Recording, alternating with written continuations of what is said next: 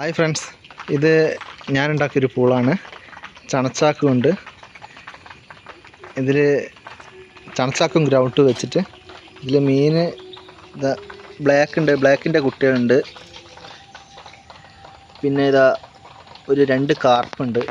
അപ്പോൾ ഞാൻ ഇപ്പം കാണിച്ചു തരാം.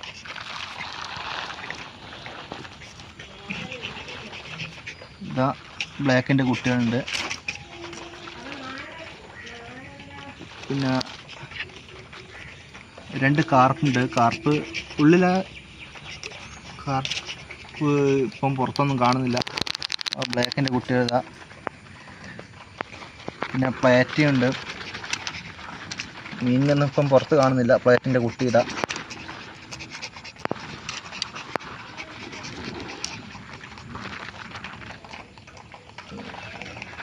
പിന്നെ ഇതിൻ്റെ സൈഡിൽ മൊത്തം ഒരു താമരയുണ്ട്. പിന്നെ കുളവാഴ. പിന്നെ ഞാൻ അതുകൊണ്ടുണ്ട് ചാച്ചാക്ക് ഉണ്ടാക്കിയൊരു ചെറിയ ചട്ടിയാണ്. പിന്നെ ഇതിൽ ഒരു ടാങ്ക് മുറിച്ചാണിത്, വാട്ടർ ടാങ്ക്.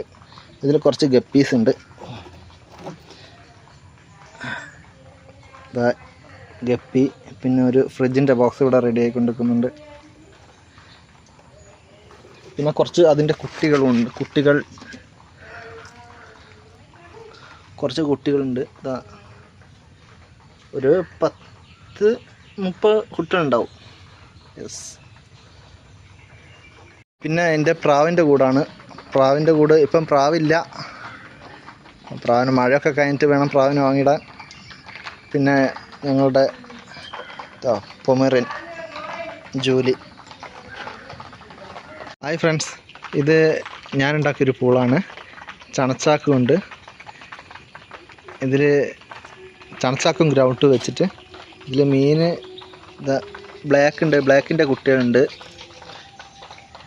പിന്നെ ഇതാ ഒരു 2 കാർപ്പുണ്ട്. അപ്പോൾ ഞാൻ ഇപ്പം കാണിച്ചു തരാം.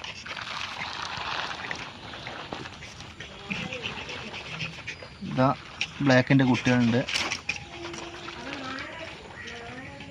പിന്നെ 2 കാർപ്പുണ്ട്. കാർപ്പ് ഉള്ളിലെ കാർപ്പ് ഇപ്പം പുറത്തൊന്നും കാണുന്നില്ല. ബ്ലാക്കിൻ്റെ കുട്ടികൾ. പിന്നെ പ്ലേറ്റുണ്ട്. മീനിനൊന്നും ഇപ്പം പുറത്ത് കാണുന്നില്ല. പ്ലേറ്റിൻ്റെ കുട്ടി ഇതാ.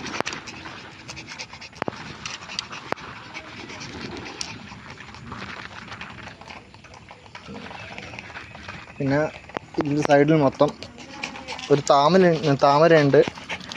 പിന്നെ കുളവാഴ. പിന്നെ ഞാൻ അതുകൊണ്ടുണ്ട് ചാച്ചാക്ക് ഉണ്ടാക്കിയൊരു ചെറിയ ചട്ടിയാണ്. പിന്നെ ഇതിൽ ഒരു ടാങ്ക് മുറിച്ചാണിത്, വാട്ടർ ടാങ്ക്. ഇതിൽ കുറച്ച് ഗപ്പീസ് ഉണ്ട്. ഗപ്പി. പിന്നെ ഒരു ഫ്രിഡ്ജിൻ്റെ ബോക്സ് ഇവിടെ റെഡി ആയിക്കൊണ്ടിരിക്കുന്നുണ്ട്. പിന്നെ കുറച്ച് അതിൻ്റെ കുട്ടികളുണ്ട്. കുറച്ച് കുട്ടികളുണ്ട്. ഒരു 10-30 കുട്ടികളുണ്ടാവും. യെസ്. പിന്നെ എൻ്റെ പ്രാവിൻ്റെ കൂടാണ്. പ്രാവിൻ്റെ കൂട് ഇപ്പം പ്രാവില്ല. പ്രാവിന് മഴയൊക്കെ കഴിഞ്ഞിട്ട് വേണം പ്രാവിന് വാങ്ങിയിടാൻ. പിന്നെ ഞങ്ങളുടെ പൊമേറിയൻ ജൂലി.